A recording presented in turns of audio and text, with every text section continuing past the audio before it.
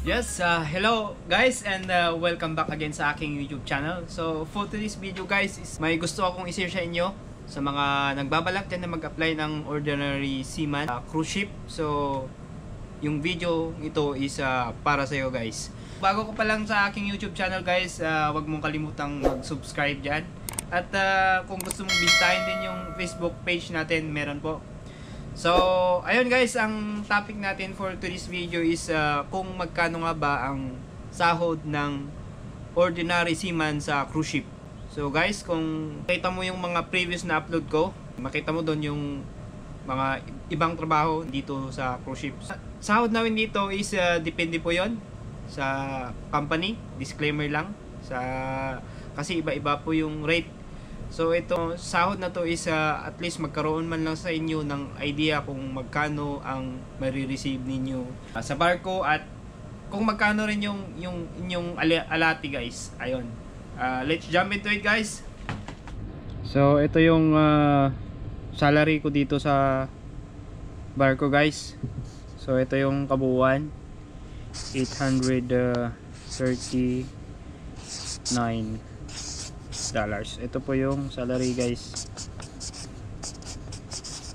Ito po yung kabuuang sweldo ko. Guys, ito may nababawas sa akin dito. So mayroon akong alati guys.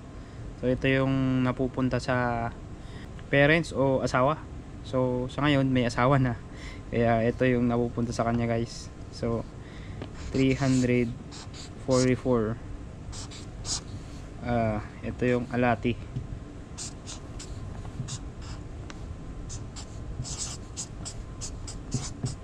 Ito yung alati ko guys. So ang natatanggap ko lang dito sa barko guys na sahod is ito lang guys, 495. Ayun. So ito yung natatanggap ko monthly dito sa barko. Yun guys, kung i-convert mo to sa peso ngayon, so kahit sabihin mo na times T, meron akong natatanggap dito guys na kung i-convert ko to sa peso, meron akong monthly na salary na 24,750.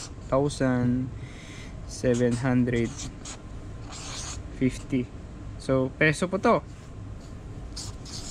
peso. Ayan.